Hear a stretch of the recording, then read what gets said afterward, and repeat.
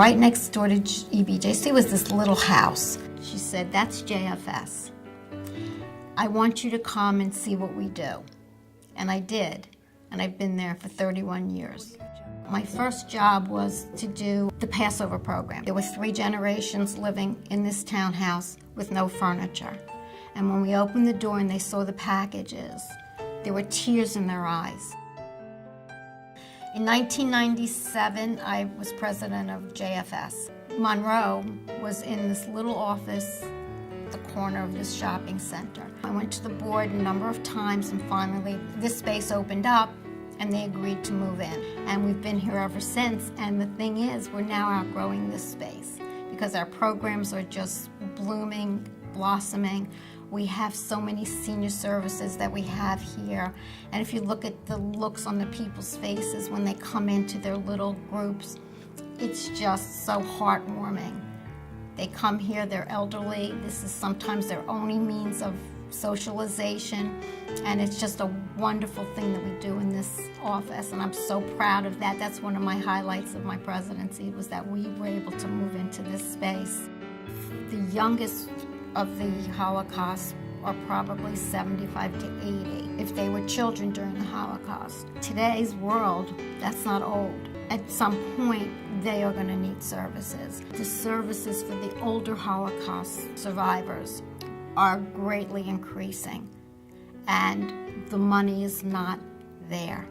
We need more money, we need more help. We can never, ever turn our backs against the Holocaust survivor. We must let them age in place, no matter what we have to do. Everything was taken away from them. We can't let that happen again. And that's one of their biggest fears, is that they're gonna have to leave their homes. And we need the money to support this. We need the money to keep these people in place, to get them health care aids, to whatever they need, to take them to doctors, to get them health services. They can never be victims again. We started as 85 to 90% Jewish population in our agency, and I'm proud to say now that we service everybody.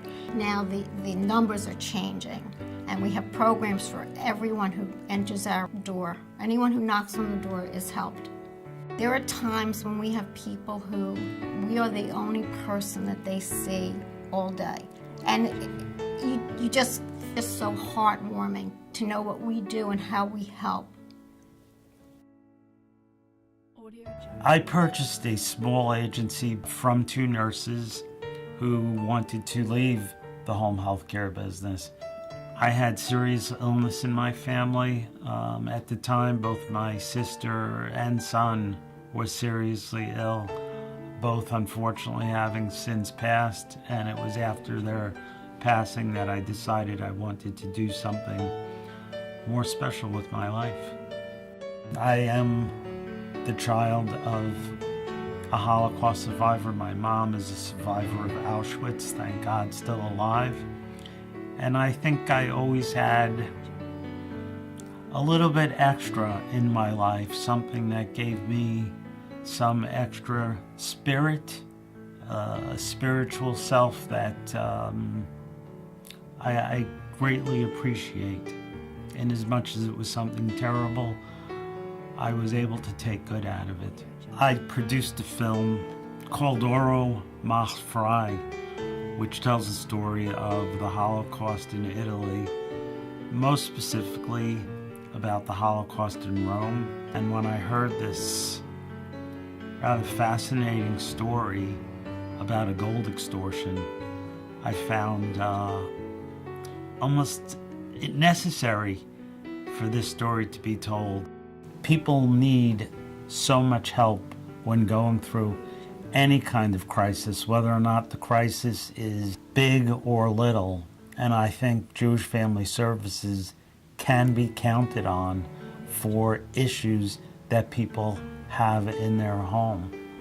In my own life, as I mentioned, being the child of a Holocaust survivor, I was so pleased to know that Jewish Family Services helps coordinate and in some cases pay for home health care to the Holocaust survivors. I don't think it's provided just for Holocaust survivors, but as part of what Jewish Family Services does. I was extremely pleased to hear that that was a strong part of Jewish Family Services of Middlesex County. Prior to working here at the Chamber, I was in the hospitality industry. When I was there, I had the opportunity to work with a lot of the communities in Monroe, and a lot of the communities are involved with JFS. So that's how I first learned about it. But then when I came to the Chamber, I met Ronnie, and she shared with me the work that the organization does, and it's great work. And it's work that, as the Chamber, we want to promote because it makes a better community. We do a women's conference that JFS is very involved with, and I met with the folks from JFS to talk about how can we help promote folks that are looking for jobs. And the suggestion was to do a feature in our website where employers can put out the jobs that are available. Then I could share those with JFS, and hopefully they could start placing some of the women that are looking for jobs in those jobs. And I don't think most people know they think they know what JFS does, but I don't think they realize that you don't have to be Jewish to be serviced by them. They service everyone. JFS is going to be celebrating another 50 years from now. That's the first thing we want, is to keep growing and to continue to be part of the community. I think what I'd like to see is more people really help JFS grow without doing either volunteer work or financially helping them. These programs can't grow, and we can't continue to keep helping the people we're helping. I'm sure there's more things that they'd like to do that they can't do financially now. And these folks need to be supported. And they need either volunteer or, I hate to be blunt, but write a check if you can't volunteer, because we need to support these organizations because they bring such value to our community.